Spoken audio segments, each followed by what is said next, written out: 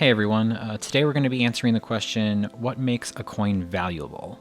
So when people talk about valuable coins or rare coins, the first thing that probably comes to most people's mind is the age of the coin. I have a really old coin, what is it worth? If you spend any time on coin collecting forums, you will see this question posed daily. And while age can be a factor in some coins, it is usually the smallest factor in whether a coin is valuable or not. For example, this 1913 Buffalo nickel is over 100 years old, and it's worth about $250. This 2004 Wisconsin State quarter is only 16 years old, and it's also worth $250.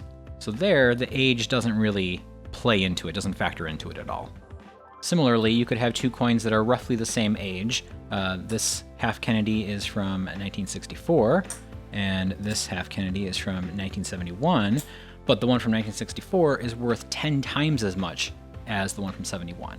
So why is that? Well, that takes us to our first variable, metal content.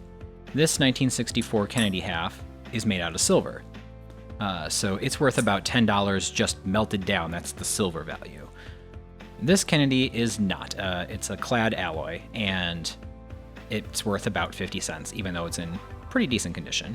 So some coins, even if they're beat up and scratched and whatever else, are still going to be worth a lot just based on their metal content. Right now, silver is about $18 an ounce, and gold is about $1,550, $1,580, somewhere around there. So a gold coin, if it's a 1 ounce gold coin, no matter what year it was made in or what condition it's in, is going to be worth at least $1,500 and change because it's an ounce of gold.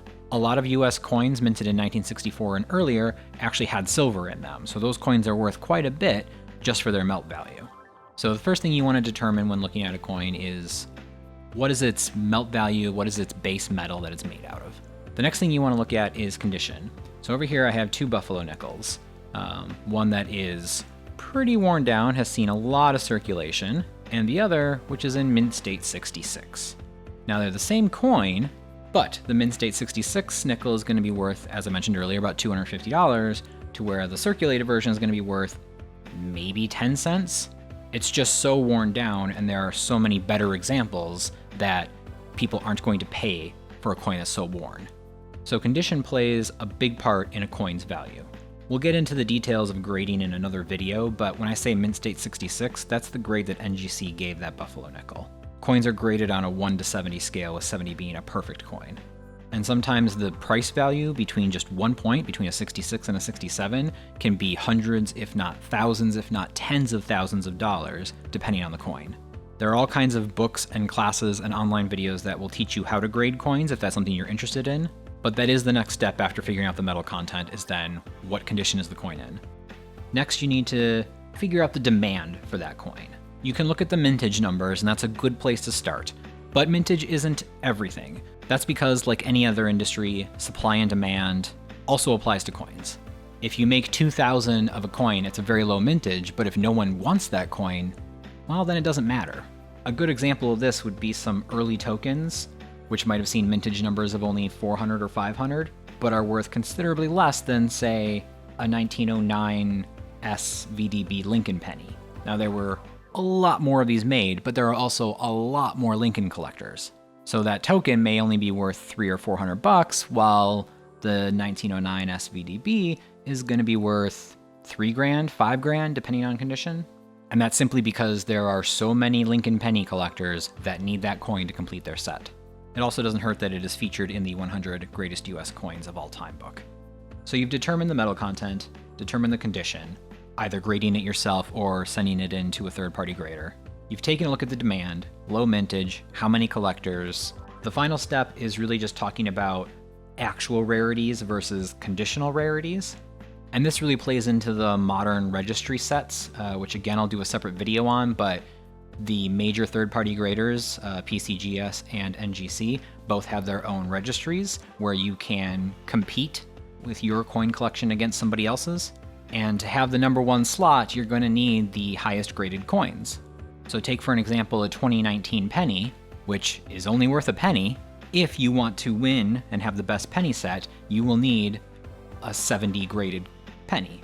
So the 2019 W Proof Lincoln cents, are currently selling for between $150 and $200.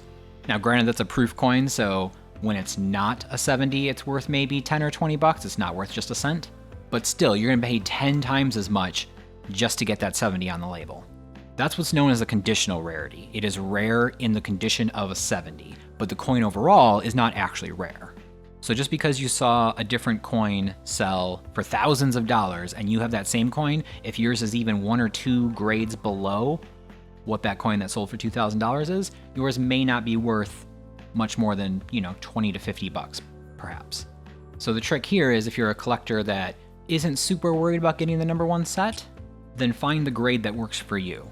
If you want to collect Lincoln pennies and you want to have a great looking but not number 1 set, buy 68s and 69s instead of 70s. You'll save yourself thousands and thousands of dollars and still have a great looking set. It just won't rank number 1. So I think that's a good primer, a good 101 on what makes a coin valuable. There are lots of other things that go into this.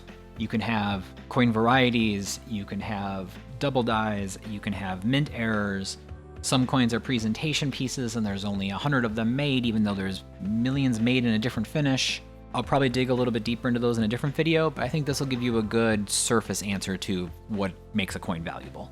If you have any questions, things you'd like to see answered in the follow-up video to this, please leave them in the comment section below, and I look forward to hanging out with all of you again sometime soon. Thanks for watching.